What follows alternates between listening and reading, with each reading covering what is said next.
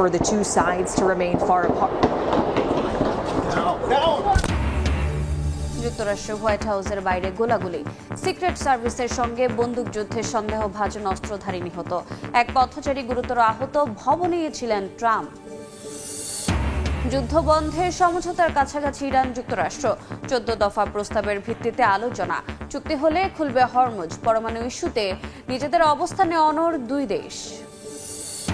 যুদ্ধবিরতি তোয়াক্কা না করে লেবাননে চলছে ইসরায়েলি আগ্রাসন, নতুন করে হামলায় নিহত আরও 20, ধসে পড়া ভবনের নিচে আটকা অনেকে, চলছে উদ্ধার অভিযান। গাজায় দখলদার বাহিনীর হামলায় 6 ফিলিস্তিনি নিহত, আহত আরও 10। মানবাধিকার কর্মীদের নির্যাতনের জেরে ইসরায়েলি নিরাপত্তা মন্ত্রীর ওপর ফ্রান্সের নিষেধাজ্ঞা।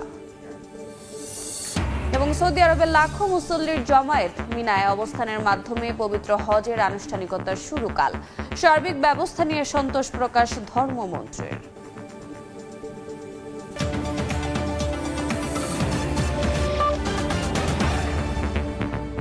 আন্তর্জাতিক সময়ের সঙ্গে আছি আমি রোজা চৌধুরী। যুক্তরাষ্ট্রের হোয়াইট হাউসের কাছে সিক্রেট সার্ভিসের সদস্যদের সঙ্গে বন্দুকযুদ্ধে এক অস্ত্রধারী নিহত হয়েছে। এ সময় গুলিবিদ্ধ হয়েছেন এক পথচারী। ঘটনার সময় মার্কিন প্রেসিডেন্ট ডোনাল্ড ট্রাম্প হোয়াইট হাউসেই ছিলেন।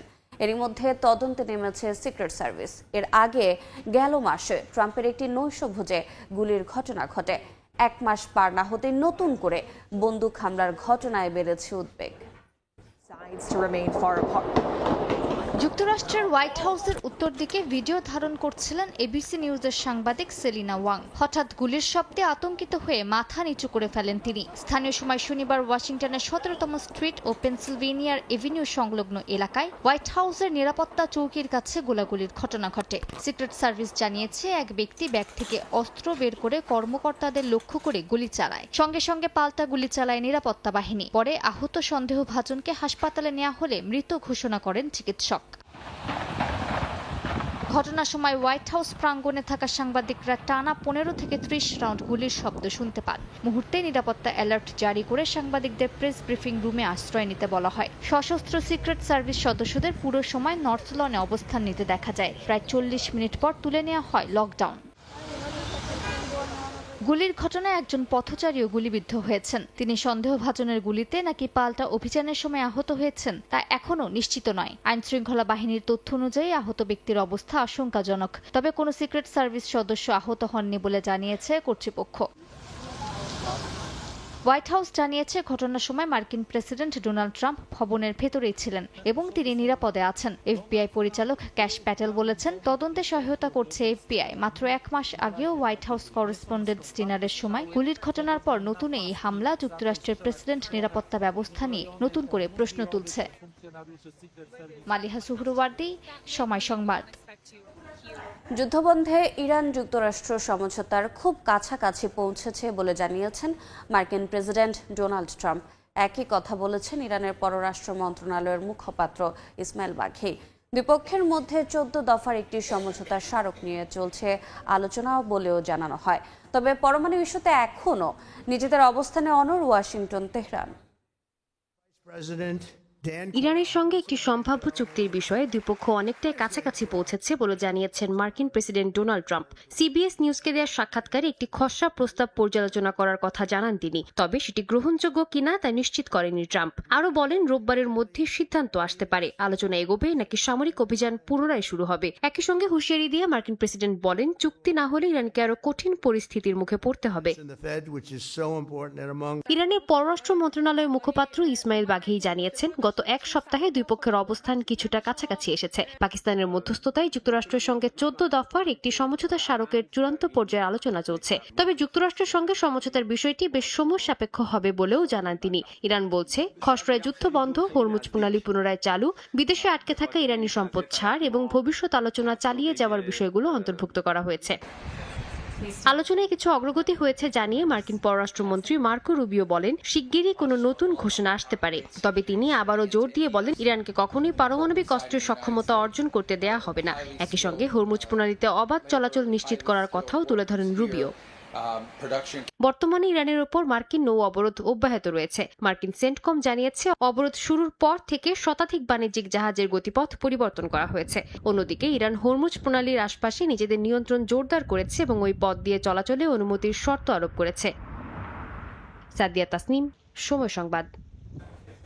যুক্তরাষ্ট্রের প্রেসিডেন্ট ডোনাল্ড ট্রাম্পের মেয়ে ইভাঙ্কাকে হত্যা পরিকল্পনার অভিযোগে এক ইরাকি নাগরিককে আটক করা হয়েছে। যুক্তরাষ্ট্রের দাবি, ইরানের বিপ্লবী গার্ড বাহিনী আইআরজিসির সঙ্গে সংশ্লিষ্ট ওই ব্যক্তি ট্রাম্প পরিবারের বিরুদ্ধে প্রতিশোধমূলক হামলার ছক কষছিল।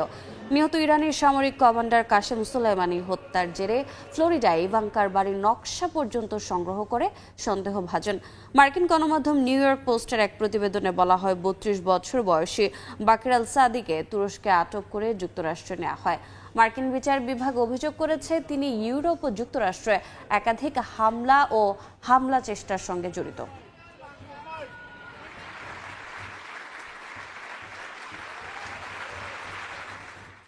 লেবাননের দক্ষিণাঞ্চলে ইসরায়েলি বাহিনীর বিমান হামলায় অন্তত 20 জন নিহত হয়েছেন। দেশটির স্বাস্থ্য মন্ত্রণালয় ও রাষ্ট্রীয় সংবাদ মাধ্যমের বরাতে জানা গেছে, শনিবার টাইর শহরের উত্তরে আল বাকবুক এলাকায় হামলায় অন্তত 5 জন নিহত এবং 2 জন আহত হন। সাইরাল গার্বিয়া এলাকায় একটি আবাসিক ভবনে আলাদা হামলায় আরও অন্তত 9 জন নিহত হন। হামলার সময় সেখানে ধ্বংসস্তূপের নিচে আটকে পড়াদের উদ্ধারে কাজ চলছিল। এছাড়া আল হাউস এবং দের কানুন এলাকায় আরও 5 জন নিহতের খবর পাওয়া গেছে। একই সঙ্গে উদ্ধার কাজে নিয়োজিত সিভিল ডিফেন্স টিমও হামলার শিকার হয় বলে জানিয়েছে স্থানীয় গণমাধ্যম। যুদ্ধবিরতির মধ্যে গাজায় ইসরায়েলি হামলায় 5 পুলিশ সদস্য সহ অন্তত 6 ফিলিস্তিনি নিহত হয়েছেন, আহত হয়েছেন আরও 10 জন। এদিকে গ্লোবাল সুমুদ ফ্লোটিলার কর্মীদের আটক ও নির্যাতনের অভিযোগে ইসরায়েলের নিরাপত্তা মন্ত্রী ইতামার বেন-গভিরের ওপর নিষেধাজ্ঞা দিয়েছে ফ্রান্স। যুদ্ধবিরতি লঙ্ঘন করে গাজা উপত্যকায় চালানো ইসরায়েলি হামলায় প্রতিদিনই বাড়ছে হতাহতের সংখ্যা। গাজার পুলিশ কর্তৃপক্ষ জানিয়েছে, স্থানীয় সময় শনিবার উত্তরাঞ্চলের আত-তোয়াম এলাকায় একটি পুলিশ পোস্টে 2টি ক্ষেপণাস্ত্র হামলা চালায় ইসরায়েল। এতে অন্তত 5 পুলিশ সদস্য ও 13 বছর বয়সী এক কিশোর নিহত হয়, আহত হন আরও কয়েকজন। গাজার স্বাস্থ্য মন্ত্রণালয় জানিয়েছে, গত 48 ঘন্টায় বিভিন্ন হাসপাতালে আরও অনেক হতাহতকে নেওয়া হয়েছে। 2025 সালের অক্টোবরের যুদ্ধবিরতির পরেও গাজা ইসরায়েলি হামলায় অন্তত 883 জন নিহত হয়েছেন। একই সঙ্গে খাদ্য ও ত্রাণ সরবরাহ ব্যাহত হওয়ায় মানবিক সংকট আরও গভীর হচ্ছে বলে সতর্ক করেছে জাতিসংঘের ফিলিস্তিনি শরণার্থী সংস্থা UNRWA। এদিকে ইসরায়েলের আটক ও তুরস্ক হয়ে স্পেন ফিরে যাওয়ার পর গ্লোবাল সুমুদ ফ্লোটিলার সদস্যদের উপর হামলার অভিযোগ উঠেছে স্প্যানিশ পুলিশের বিরুদ্ধে। শনিবার বিলবাও বিমানবন্দরে পৌঁছানোর পর লাঠিপেটা, ধাক্কাধাক্কি ও কয়েকজনকে মাটিতে ফেলে টেনে নেয়ার ঘটনা দেখা গেছে। ফ্লোটিলা কর্তৃপক্ষ জানিয়েছে, হামলার শিকারদের মধ্যে কয়েকজন আগে থেকেই গুরুতর আহত ছিলেন। স্প্যানিশ সংবাদ মাধ্যম RTVE জানিয়েছে, ঘটনায় অন্তত 4 জনকে আটক করা হয়েছে, যাদের মধ্যে 2 জন ফ্লোটিলার সদস্য। বাস্ক অঞ্চলের নিরাপত্তা বিভাগ জানিয়েছে, পুলিশের পদক্ষেপ সরকারি নির্দেশনায় হয়েছিল কিনা তা দেখতে তদন্ত শুরু হয়েছে। অন্যদিকে ফ্লোটিলার কর্মীদের সঙ্গে খারাপ আচরণের জেরে ইসরায়েলের নিরাপত্তা মন্ত্রী ইতামার বেন-গভিরকে নিজ ভূখণ্ডে প্রবেশে নিষেধাজ্ঞা দিয়েছে ফ্রান্স। একই সঙ্গে ফ্লোটিলার সংগঠকরা অন্তত 15টি যৌন নির্যাতনের অভিযোগ তুলেছেন, যদিও এসব অভিযোগ অস্বীকার করেছে ইসরায়েলের কারা কর্তৃপক্ষ। ঘটনাটি নিয়ে উদ্বেগ প্রকাশ করেছে জাতিসংঘ। সাদিয়া তাসনিম, সময় সংবাদ। আন্তর্জাতিক সময় আরও থাকছে। সার্বিয়ায় আগাম নির্বাচনের দাবিতে রাস্তায় শিক্ষার্থীরা, সরকারের পদত্যাগ দাবি। স্পেনে প্রধানমন্ত্রী পেদ্রো সানচেজের অপসারণের আওয়াজ তুলে মাদ্রিদে বিক্ষোভ।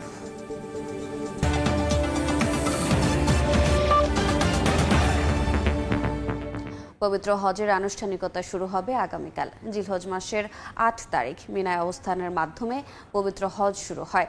সেই লক্ষ্যে সারা বিশ্ব থেকে আগত হাজিরা নিজেদের প্রস্তুত করছেন। বিস্তারিত আব্দুল্লাহ তামিমের রিপোর্টে।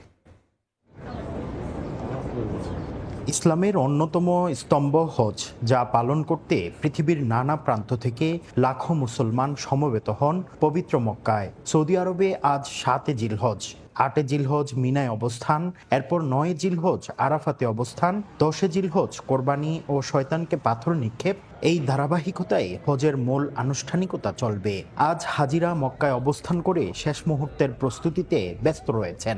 কেউ করছেন বাইতুল্লাহ শরীফের তাওয়াফ, কেউ খুঁজে নিচ্ছেন মিনার পথ, আবার কেউ মনোযোগী বিভিন্ন নফল ইবাদতে। হজ একটি ধৈর্য, আত্মত্যাগ ও আনুগত্যের অনুশীলন, তাই এর প্রতিটি ধাপে রয়েছে গভীর অর্থ। 7 জিলহজ মূলত প্রস্তুতির দিন হলেও এর গুরুত্ব কম নয়, কারণ কাল থেকে শুরু হবে আল্লাহর পথে এক ঐতিহাসিক যাত্রা। নবীজি সাল্লাল্লাহু আলাইহি ওয়াসাল্লাম হজের মূল আনুষ্ঠানিকতা বলতে আরাফাতের ময়দানে অবস্থানকে বুঝিয়েছেন, আর সে আরাফাতের ময়দানে পৌঁছার কাজ শুরু হয় এই 7 জিলহজের প্রস্তুতি থেকেই। মুফতি আব্দুল্লাহ তামিম, সময় সংবাদ, মক্কা, সৌদি আরব। পবিত্র হজের পুণ্যময় যাত্রায় আজ বিকেল থেকেই শুরু হচ্ছে হাজিদের মিনার উদ্দেশ্যে ঐতিহাসিক যাত্রা। এবারের মিনা ও আরাফাতের সার্বিক তাঁবু ব্যবস্থাপনা নিয়ে সন্তোষ প্রকাশ করেন ধর্ম বিষয়ক মন্ত্রী। বিস্তারিত সহকর্মী মুফতি আব্দুল্লাহ তামিমের রিপোর্টে। সৌদি আরবের পবিত্র মক্কার বাংলাদেশ হজ মিশনে চলতি বছরের হজের সার্বিক প্রস্তুতি তুলে ধরেন ধর্ম বিষয়ক মন্ত্রী কাজী শাহ মুফাজ্জল হুসাইন কাইকোবাদ। তিনি জানান, মিনা এবং আরাফাতের তাঁবু ব্যবস্থাপনা থেকে শুরু করে হাজিদের খাবার ও যাতায়াত ব্যবস্থা নিশ্চিত করতে রাত দিন কাজ করছে বাংলাদেশ হজ মিশন। মাঠ পর্যায়ের তদারকি শেষে এবারের ব্যবস্থাকে সুন্দর ও সুষ্ঠু বলে সন্তোষ প্রকাশ করেন তিনি। আমরা এই সৌদি সরকারের কাছে কৃতজ্ঞ, অভিভূত যে এত সুন্দর অ্যারেঞ্জমেন্ট ওনারা করেছেন হাজিদের জন্যে। হাজিদের যেন কোনো অসুবিধা না হয় সেই ব্যাপারে ওনারা সচেষ্ট। আমি আশা করি হজ আগের তুলনায় অনেক উন্নত হবে, ভালো হবে। মিনা আরফা মুদ্দালাভার ব্যবস্থা সৌদি সরকার যেইভাবে উন্নতি সাধন করেছে এটা কারোর পক্ষে সম্ভব ছিল না। এবারের আয়োজন বিশাল আয়োজন এবং সুন্দর আয়োজন। এদিকে হজের মূল আনুষ্ঠানিকতায় অংশ নিতে আজ 7 জিলহজ বিকেল থেকেই মক্কার নিজ নিজ আবাসন থেকে সাদা ইহরামের চাদর পরে মিনায় রওনা হবেন আল্লাহর মেহমানরা। আগামী 8 জিলহজ জোহর থেকে শুরু করে মিনার তাঁবুতে টানা 5 ওয়াক্ত নামাজ আদায় ও ইবাদত বন্দিগির মধ্য দিয়ে শুরু হবে হজের মূল আমল। বিকেল থেকে লাখো হাজির লাব্বাইক ধ্বনিতে মুখরিত হতে শুরু করবে মিনার সাদা তাঁবুর শহর। আল্লাহর মেহমানদের এই পুণ্যময় যাত্রা যেন নিরাপদ ও স্বস্তিদায়ক হয়, এটি এখন সবার প্রত্যাশা। মুফতি আব্দুল্লাহ তামিম, সময় সংবাদ, মক্কা, সৌদি আরব। 4 দিনের সফরে ভারতে মার্কিন পররাষ্ট্রমন্ত্রী মার্কো রুবিও। বৈশ্বিক অস্থিতিশীলতার মধ্যে তার এই সফর ঘিরে উঠেছে নানা প্রশ্ন। সবচেয়ে বেশি আলোচনায় তেল কূটনীতি। বিশ্লেষকদের মতে সংকটকে সুযোগে পরিণত করে ভারতের বিশাল জ্বালানি বাজারে নিজেদের অবস্থান আরও শক্ত করতে চাইছে ওয়াশিংটন। একই সঙ্গে বাণিজ্য, কোয়াড জোট, চীন ও পাকিস্তান ইস্যুতেও গুরুত্বপূর্ণ বার্তা আসতে পারে বলে মনে করছেন বিশ্লেষকরা। মধ্যপ্রাচ্যে যুদ্ধ, হরমুজ প্রণালীতে অচলাবস্থা আর বৈশ্বিক জ্বালানি সংকটের মধ্যেই ভারত সফরে মার্কিন পররাষ্ট্রমন্ত্রী মার্কো রুবিও। প্রধানমন্ত্রী নরেন্দ্র মোদী ও পররাষ্ট্রমন্ত্রী এস জয়শঙ্করের সঙ্গে বৈঠক করবেন তিনি। তবে কূটনৈতিক আলোচনার আড়ালে সবচেয়ে গুরুত্বপূর্ণ ইস্যু হয়ে উঠেছে জ্বালানি নিরাপত্তা। মধ্যপ্রাচ্য যুদ্ধের জেরে হরমুজ প্রণালীতে জাহাজ চলাচল ব্যাহত হওয়ায় ভারতের মতো আমদানি নির্ভর অর্থনীতির দেশগুলো এখন বড় চাপের মুখে। বিশ্বের তৃতীয় বৃহত্তম জ্বালানি আমদানিকারক দেশ ভারত নিজেদের প্রয়োজনে 80% বেশি অপরিশোধিত তেল বিদেশ থেকে আমদানি করে। গত ফেব্রুয়ারিতে ইরানে যুক্তরাষ্ট্র ও ইসরায়েলের হামলার পর পরিস্থিতি আরও জটিল হয়ে ওঠে। এই বাস্তবতায় ওয়াশিংটন এখন ভারতের বাজারে আরও বেশি মার্কিন তেল ও গ্যাস বিক্রির সুযোগ দেখছে।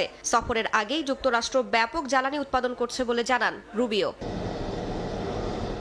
বিশ্লেষকদের মতে 2025 সালে ভারত যুক্তরাষ্ট্র পণ্য বাণিজ্যের ঘাটতি দাঁড়ায় $58.2 বিলিয়ন। ট্রাম্প প্রশাসন চায় ভারত আরও বেশি মার্কিন তেল, গ্যাস, বিমান ও প্রযুক্তি পণ্য কিনে সেই ঘাটতি কমাক। যদিও যুক্তরাষ্ট্র থেকে ভারত পর্যন্ত জ্বালানি পরিবহন মধ্যপ্রাচ্যের তুলনায় প্রায় দ্বিগুণ দীর্ঘ পথ হওয়ায় ব্যয় অনেক বেশি। রুবিওর এই সফর ঘিরে বাণিজ্য ও নিরাপত্তা রাজনীতিও গুরুত্বপূর্ণ হয়ে উঠেছে। 26 মে দিল্লিতে কোয়াড জোটের পররাষ্ট্রমন্ত্রী পর্যায়ের বৈঠকে যোগ দেবেন তিনি। যুক্তরাষ্ট্র, ভারত, জাপান ও অস্ট্রেলিয়াকে নিয়ে গঠিত এই জোটকে চীনের প্রভাব মোকাবিলার বড় কৌশলগত প্ল্যাটফর্ম হিসেবে দেখা হয়। বিশ্লেষকদের মতে মধ্যপ্রাচ্যের যুদ্ধ এখন শুধু সামরিক সংঘাত নয়, এটি বৈশ্বিক জ্বালানি বাজার, বাণিজ্য এবং আন্তর্জাতিক কূটনীতির নতুন বাস্তবতাও তৈরি করছে। আর সেই বাস্তবতার কেন্দ্রেই এখন ভারত। রাইসা জান্নাত, সময় সংবাদ। যুক্তরাষ্ট্র ও কিউবার মধ্যে নতুন করে উত্তেজনা দেখা দিয়েছে। সাবেক কিউবান প্রেসিডেন্ট রাউল কাস্ট্রোর বিরুদ্ধে অভিযোগ গঠন এবং ট্রাম্প প্রশাসনের কঠোর অবস্থান নিয়ে উদ্বেগ বাড়ছে হাভানায়।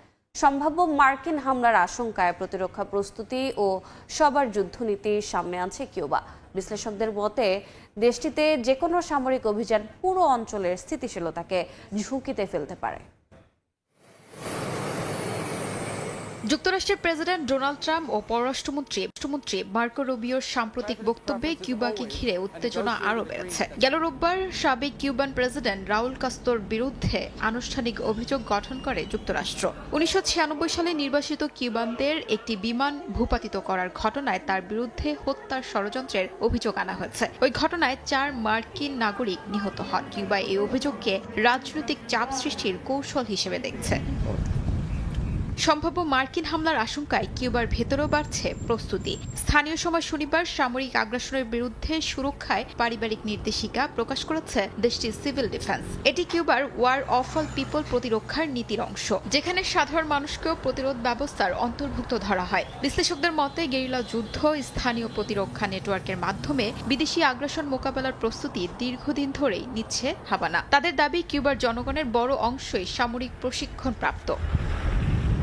ট্রাম্প প্রশাসন সম্প্রতি কিউবার উপকূলের কাছে গোয়েন্দা উড়োজাহাজের তৎপরতা বাড়িয়েছে বলে অভিযোগ উঠেছে। এছাড়াও কিউবাকে জাতীয় নিরাপত্তার জন্য বড় হুমকি হিসেবেও চিহ্নিত করেছে ওয়াশিংটন। বিশ্লেষকদের একাংশ মনে করছেন ভেনেজুয়েলায় যেভাবে সামরিক অভিযান চালানো হয়েছে কিউবার ক্ষেত্রেও তেমন কিছু ঘটতে পারে। তবে অন্য বিশ্লেষকদের মতে কিউবার সামরিক বাহিনী ভেনেজুয়েলার তুলনায় বেশি সংগঠিত ও প্রস্তুত। এ কারণে যে কোনো অভিযান যুক্তরাষ্ট্রের জন্য বড় ঝুঁকি তৈরি করতে পারে।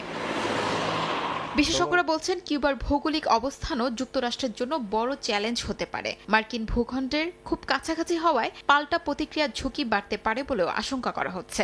গোপন গোয়েন্দা তথ্যের বরাতে কিছু মার্কিন গণমাধ্যম দাবি করছে কিউবা সামরিক ড্রোন সংগ্রহ করেছে। তবে এ তথ্যের বিশ্বাসযোগ্যতা নিয়ে প্রশ্ন তুলেছেন কয়েকজন বিশ্লেষক। তাদের মতে কিউবা সরাসরি সামরিক সংঘাতের চেয়ে রাজনৈতিক ও কূটনৈতিক সমাধানেই বেশি আগ্রহী। অন্যদিকে কিউবার গভীর অর্থনৈতিক সংকট পরিস্থিতিকে আরও জটিল করে তুলেছে। যুক্তরাষ্ট্র খাদ্য ও ঔষধ সহায়তার প্রস্তাব দিলেও নিষেধাজ্ঞা ও অবরোধ বহাল রয়েছে। হাভানার দাবি দীর্ঘদিনের মার্কিন অবরোধই দেশটির অর্থনৈতিক সংকটের মূল কারণ। তবে ওয়াশিংটনের মতে কিউবার নেতৃত্বের নীতিগত ব্যর্থতাই সংকটের জন্য দায়ী। সব মিলিয়ে দুদেশের কয়েক দশকের তিক্ত সম্পর্ক আবারও বিপজ্জনক মোড়ে পৌঁছেছে বলে মনে করছেন বিশ্লেষকরা।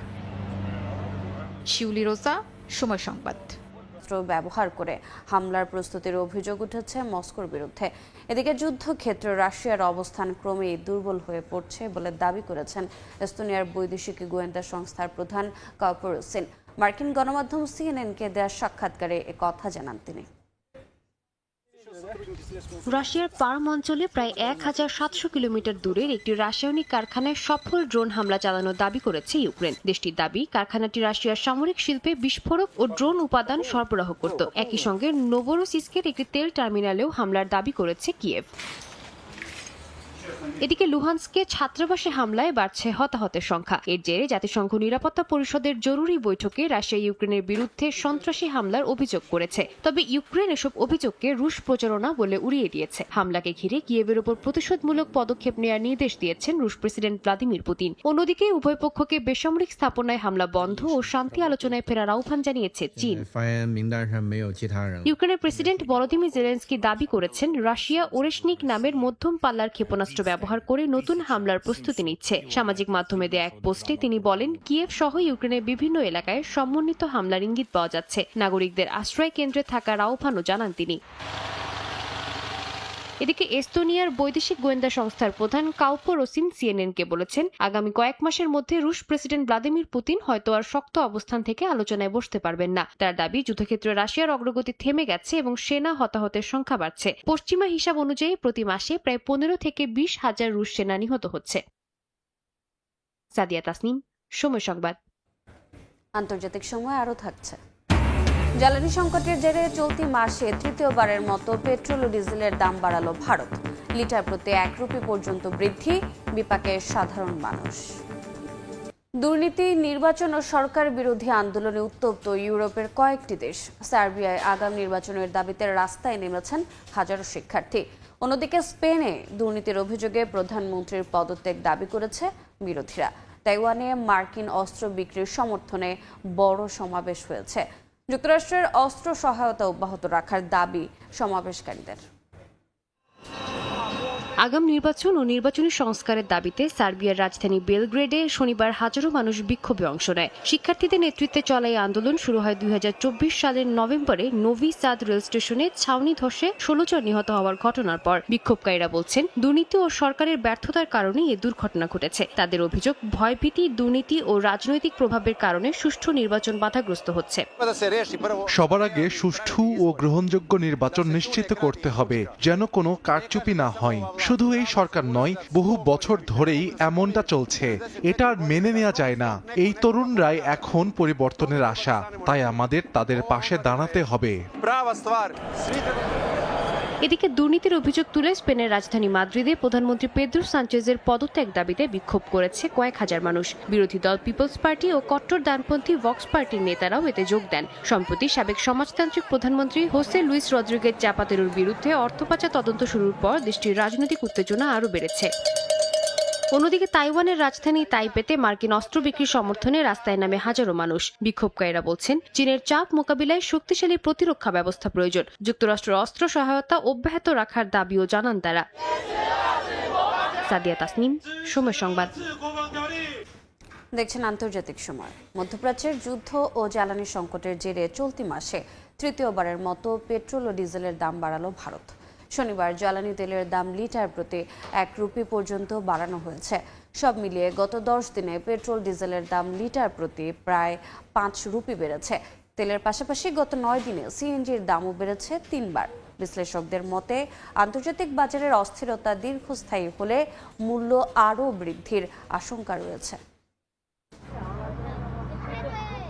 বিশ্বের তৃতীয় বৃহত্তম তেল আমদানিকারক ও ভোক্তা দেশ ভারত। তবে যুক্তরাষ্ট্র ও ইসরায়েলের ইরান বিরোধী সামরিক অভিযানের পর বৈশ্বিক বাজারে তেলের দাম বাড়লেও খুচরা পর্যায়ে মূল্য সমন্বয়ে কিছুটা সময় নেয় দিল্লি। জ্বালানি কোম্পানিগুলোর দাবি, আন্তর্জাতিক বাজারে বাড়তি দামের কারণে যে ক্ষতি হয়েছে তা পুষিয়ে নিতেই ধাপে ধাপে মূল্য বাড়ানো হচ্ছে। শনিবার ভারতের রাষ্ট্রায়ত্ত জ্বালানি বিক্রেতা প্রতিষ্ঠানগুলো আবারও পেট্রোল ও ডিজেলের দাম বাড়িয়েছে। ডিলারদের তথ্য মতে রাজধানী নয়াদিল্লিতে প্রতি লিটার পেট্রোলের দাম 87 পয়সা বেড়ে হয়েছে 99.51 রুপি। একই সঙ্গে ডিজেলের দাম 91 পয়সা বাড়িয়ে নির্ধারণ করা হয়েছে 92.49 রুপি। 10 দিনের মধ্যে এটি তৃতীয়বারের মতো পেট্রোলের দাম বাড়ানো হলো। পেট্রোলের মূল্য বৃদ্ধি শুধু সাধারণ মানুষের উপরই প্রভাব ফেলে না, সব ক্ষেত্রেই পড়ে। পণ্য পরিবহন থেকে শুরু করে প্রতিটি খাতে মূল্যস্ফীতি বাড়বে, আর সংসার চালানো আরো কঠিন হয়ে যাবে। চলতি মাসের 3 দফা মূল্য বৃদ্ধিতে পেট্রোল ও ডিজেলের দাম মোটামুটি 5 রুপি পর্যন্ত বেড়েছে। এর আগে 15 মে ঘোষিত মূল্য বৃদ্ধি ছিল গত 4 বছরের মধ্যে ভারতে প্রথম জ্বালানি মূল্য বৃদ্ধি। বিশ্লেষকদের মতে, সাধারণ মানুষের উপর চাপ কমাতে সরকার প্রথম দিকে দাম বাড়াতে অনাগ্রহী ছিল। তবে আন্তর্জাতিক বাজারের বাস্তবতায় শেষ পর্যন্ত সেই অবস্থান ধরে রাখা সম্ভব হয়নি। 2022 সালের এপ্রিলেও একই কৌশল নিয়েছিল ভারত। তখন উত্তরপ্রদেশ সহ কয়েকটি গুরুত্বপূর্ণ রাজ্যে নির্বাচন শেষ হওয়ার পর ধাপে ধাপে জ্বালানির দাম বাড়ানো হয়েছিল। ফলে এবারও রাজনৈতিক হিসাব নিকাশের পাশাপাশি আন্তর্জাতিক বাজারের চাপ জ্বালানি নীতিতে বড় ভূমিকা রাখছে বলে মনে করছেন পর্যবেক্ষকরা। শিউলি রোজা, সময় সংবাদ। দেখছেন আন্তর্জাতিক সময়। যুদ্ধ পরিস্থিতি আর আমদানির সংকটে কুয়েতে কোরবানির পশুর বাজারে বেড়েছে অস্থিরতা।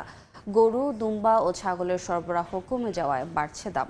এতে চাপে পড়েছেন সাধারণ ক্রেতারা, বিশেষ করে নিম্ন ও মধ্য আয়ের পরিবারগুলো।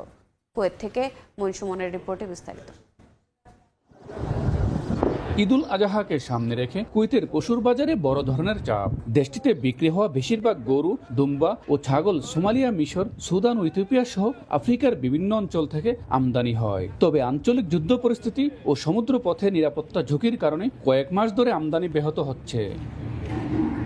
ব্যবসায়ীরা বলছেন, স্থানীয়ভাবে খুব কম পশু উৎপাদন করে কুয়েত। কোরবানির সময় পুরো বাজারই আমদানির উপর নির্ভরশীল। এবার পশুর চালান অনিয়মিত হওয়ায় বাজারে সরবরাহ কমেছে। এতে গত বছরের তুলনায় গরু ও দুম্বার দাম অনেক বাড়তি।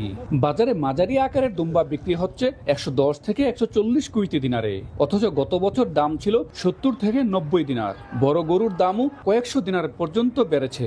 গতবারের তুলনায় একটু দাম বেশি।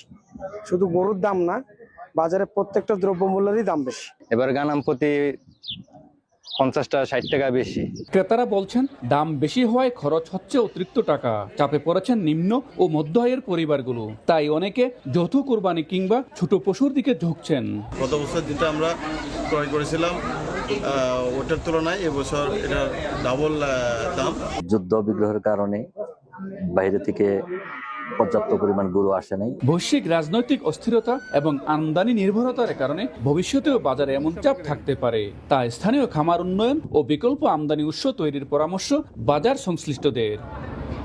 মঈন সুমন, সময় সংবাদ, কুয়েত। শিশুদের যৌন সহিংসতা রোধে সর্বোচ্চ শাস্তি মৃত্যুদণ্ডের বিধান রয়েছে পূর্ব এশিয়ার দেশ দক্ষিণ কোরিয়ায়। এ ধরনের অপরাধ দমনে দেশটির বিচার ব্যবস্থায় রয়েছে জিরো টলারেন্স নীতি। শিশুদের জীবন ও অধিকার রক্ষাকে রাষ্ট্রের অন্যতম প্রধান অগ্রাধিকার হিসেবে বিবেচনা করে কোরীয় সরকার। দক্ষিণ কোরিয়া থেকে মোহাম্মদ হানিফের রিপোর্টে বিস্তারিত। শিশুদের সাথে সংগঠিত যে কোনো যৌন অপরাধের বিরুদ্ধে জিরো টলারেন্স নীতি গ্রহণ মেনে চলে দক্ষিণ কোরিয়া। অপরাধীদের সর্বোচ্চ শাস্তি মৃত্যুদণ্ড, দীর্ঘমেয়াদী কারাদণ্ড কিংবা আমৃত্যু ইলেকট্রনিক্স আঙ্কলেট পরিয়ে কড়া নজরদারিতে রাখার বিধান রয়েছে দেশটিতে। ফলে শিশু হত্যার মতো অপরাধের লাগাম টেনে ধরতে সক্ষম হয়েছে দেশটি। শিশুদের জীবন ও অধিকার রক্ষাকে রাষ্ট্রের অন্যতম প্রধান অগ্রাধিকার হিসেবে বিবেচনা করে কোরীয় সরকার। কঠোর আইনি কাঠামো এবং সামাজিক সচেতনতার কারণে সন্তানদের নিরাপত্তা নিয়ে নিশ্চিত থাকতে পারেন দক্ষিণ কোরিয়ায় বসবাসরত প্রবাসী বাংলাদেশিরা। বাচ্চারা যেভাবে চলাফেরা করে, হাঁটাহাঁটি করে, সকাল বিকাল সন্ধ্যা এবং খেলাধুলার যে জায়গাগুলো আছে সেখানে তারা একাকী চলাফেরা করে নির্ভয়ে নির্বিঘ্নে। কঠোর আইন, উন্নত প্রযুক্তি নির্ভর নজরদারি এবং ব্যাপক সামাজিক সহায়তার মাধ্যমে বাচ্চাদের নিরাপত্তা নিশ্চিত করা হয়। কোরিয়ার আইনগুলা আপনার খাতায় লিপিবদ্ধ না থেকে আপনার বাস্তবে প্রয়োগ করতেছে। কোনো অপরাধ করে ছাড়া পায় না এখানে। কোরিয়ার জাতীয় শিশু অধিকার সংস্থার মতে ডে কেয়ার স্কুলগুলো সহ প্রতিটি এলাকা সিসিটিভি মনিটরিং এর আওতায় থাকে। 25 জুন বিশ্ব শিশু নিখোঁজ দিবস উপলক্ষে দেশটিতে শিশুদের নিরাপত্তার জন্য জরুরি সহায়তা ব্যবস্থাও সক্রিয় করছে দেশটির সরকার। শিশুদের জীবন সুরক্ষা দেওয়া আমাদের দায়িত্ব। যে কোনো নিখোঁজ শিশু উদ্ধার মূলত সময়ের সঙ্গে প্রতিযোগিতা। এই চ্যালেঞ্জ জয়ে আগে থেকেই শিশুর তথ্য নিবন্ধন করা জরুরি। এর ফলে শিশুকে দ্রুত ও নিরাপদে পরিবারে ফিরিয়ে দিতে বড় ভূমিকা রাখবে। 2000 সালে শিশু কল্যাণ আইন সংশোধনের মাধ্যমে আনুষ্ঠানিকভাবে শিশু সুরক্ষা ব্যবস্থা গড়ে ওঠে দেশটিতে। দক্ষিণ কোরিয়া থেকে মোহাম্মদ হানিফ, সময় সংবাদ। দেখছেন আন্তর্জাতিক সময়। যুক্তরাষ্ট্রের বিভিন্ন শিশু হাসপাতালে বাড়ছে বিশেষভাবে প্রশিক্ষিত কুকুরের ব্যবহার। শিশুদের ভয় দূর করতে, মানসিক চাপ কমাতে গুরুত্বপূর্ণ ভূমিকা রাখছে এই প্রাণী। হাসপাতাল কর্তৃপক্ষ বলছে এদের উপস্থিতি কঠিন চিকিৎসা প্রক্রিয়াকে শিশুদের জন্য করে তুলছে সহজ আর স্বস্তিদায়ক। হাসপাতালে ছোট্ট শিশুদের সেবা দিচ্ছে কুকুর। শিশু রোগীদের সঙ্গে সময় কাটানো কিংবা তাদের একটু ভালো অনুভব করানোর চেষ্টায় নিয়োজিত পোষা প্রাণীটি। সেবাদানকারী কুকুরগুলো হাসপাতালে আসতেই তৈরি হয় আনন্দ ঘন মুহূর্ত। এগুলো সাধারণ থেরাপি কুকুরের মতো নয়, এরা বিশেষভাবে প্রশিক্ষিত পূর্ণকালীন কর্মী। শিশু হাসপাতালের সংবেদনশীল ইউনিট, চিকিৎসা কক্ষ কিংবা জটিল প্রক্রিয়ার সময়েও পাশে থাকতে পারে এসব কুকুর। যুক্তরাষ্ট্রের বিভিন্ন শিশু হাসপাতালে দ্রুত বাড়ছে এসব বিশেষ কুকুরের ব্যবহার। আমাদের 3টি পূর্ণকালীন ফ্যাসিলিটি ডগ রয়েছে। এটি প্রচলিত স্বেচ্ছাসেবী পেট থেরাপি প্রোগ্রামের চেয়ে একেবারে আলাদা। স্বেচ্ছাসেবী প্রোগ্রামে কুকুরগুলো সাধারণত সপ্তাহে সর্বোচ্চ 1 থেকে 3 দিন ঘন্টার জন্য আসে এবং রোগীদের সঙ্গে শুধু সাক্ষাৎ করে। কিন্তু আমাদের ফ্যাসিলিটি ডগগুলোকে বিশেষভাবে সার্ভিস ডগ হিসেবে প্রশিক্ষণ দেওয়া হয়েছে, যাতে তারা হাসপাতালের পরিবেশে নির্দিষ্ট দায়িত্ব পালন করতে পারে। হাসপাতাল কর্তৃপক্ষ বলছে শিশুদের মানসিক স্বস্তি বাড়াতে এর গুরুত্বপূর্ণ প্রভাব রয়েছে। বিশেষজ্ঞদের মতে অল্প সময়ের জন্য হলেও এসব কুকুরের সঙ্গে সময় কাটানো শিশুদের মানসিক চাপ কমায়, ব্যথার অনুভূতি হ্রাস করে এবং হাসপাতালে থাকার ভয় দূর করতে সহায়তা করে। এছাড়া চিকিৎসার সময় শিশুদের মনোযোগ অন্যদিকে সরিয়ে নেওয়া, হাঁটা চলায় উৎসাহ দেয়া কিংবা কঠিন চিকিৎসা প্রক্রিয়ার সময় পাশে থাকা। চিকিৎসার পাশাপাশি রোগীদের মানসিক সুস্থতায় গুরুত্বপূর্ণ সহযোদ্ধা হয়ে উঠেছে এসব চার পায়ের সঙ্গীরা। বরকতুল্লাহ, সময় সংবাদ। জার্মানির রাজধানী বার্লিনে শুরু হয়েছে বার্ষিক পথ সাংস্কৃতিক উৎসব কার্নিভাল। কিন্ডার কার্নিভালে অংশ নিয়ে গান, নাচ আর লোকজ পরিবেশনায় বাংলাদেশের সংস্কৃতি তুলে ধরেছে প্রবাসী বাংলাদেশি শিশুরা। বিশ্বের বিভিন্ন দেশের শিশুদের সঙ্গে উৎসবে যোগ দেয় দেশটিতে বসবাসরত বাংলাদেশি নতুন প্রজন্ম। বার্লিন থেকে বিস্তারিত জানাচ্ছেন বিটু বড়ুয়া। শনিবার জার্মানির রাজধানী বার্লিনে অনুষ্ঠিত হয় কিন্ডার কার্নিভাল। এতে অংশ নেয় বিভিন্ন দেশের শিশুরা। প্রবাসীদের সামাজিক ও সাংস্কৃতিক সংগঠন বাংলার উঠানের সহযোগিতায় বাংলাদেশি শিশুরাও উৎসবে অংশ নেয়। গান, নাচ ও লোকজ পরিবেশনার মাধ্যমে তুলে ধরে বাংলাদেশের ঐতিহ্যবাহী সংস্কৃতি। আমরা বাংলা উঠান থেকে কার্নিভালে অংশগ্রহণ করতেছি। নাচের আমাদেরকে অনেক মজা লাগে। আমরা আজকে বাংলা উঠানে অংশ নিয়ে আসছি আর আনন্দ করছি আর অনেক ভালো লাগছে। উৎসবে শিশুদের সঙ্গে আনন্দ ভাগাভাগি করতে উপস্থিত হন অভিভাবক ও প্রবাসী বাংলাদেশিরা। বিদেশের মাটিতে বাংলা সংস্কৃতি তুলে ধরতে পেরে সন্তোষ প্রকাশ করেন তারা।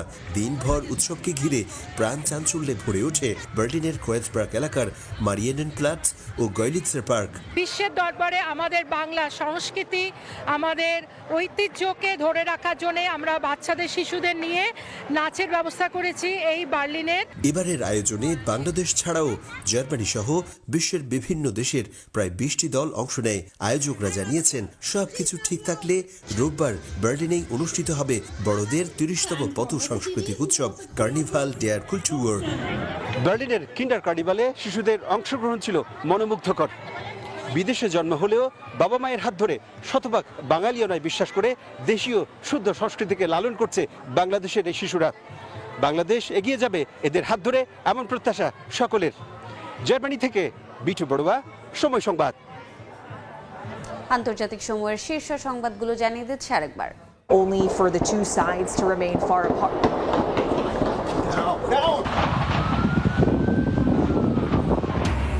যুক্তরাষ্ট্রে হোয়াইট হাউসের বাইরে গোলাগুলি, সিক্রেট সার্ভিসের সঙ্গে বন্দুকযুদ্ধে সন্দেহভাজন অস্ত্রধারী নিহত, এক পথচারী গুরুতর আহত, ভবনেই ছিলেন ট্রাম্প। যুদ্ধ বন্ধের সমঝোতার কাছাকাছি ইরান যুক্তরাষ্ট্র, 14 দফা প্রস্তাবের ভিত্তিতে আলোচনা, চুক্তি হলে খুলবে হরমুজ। পরমাণু ইস্যুতে নিজেদের অবস্থানে অনড় দুই দেশ। এবং যুদ্ধবিরতি তোয়াক্কা না করে লেবাননে চলছে ইসরায়েলি আগ্রাসন, নতুন করে হামলায় নিহত আরও বেশ, ধসে পড়া ভবনের নিচে আটকা অনেকে, চলছে উদ্ধার অভিযান।